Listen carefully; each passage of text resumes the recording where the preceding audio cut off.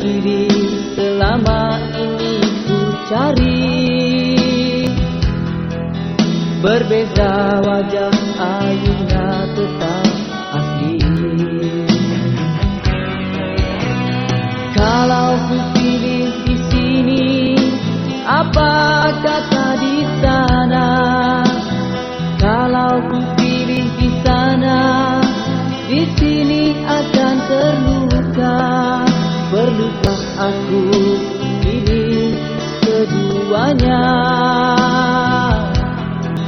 Bahagi kasih seadil-adilnya.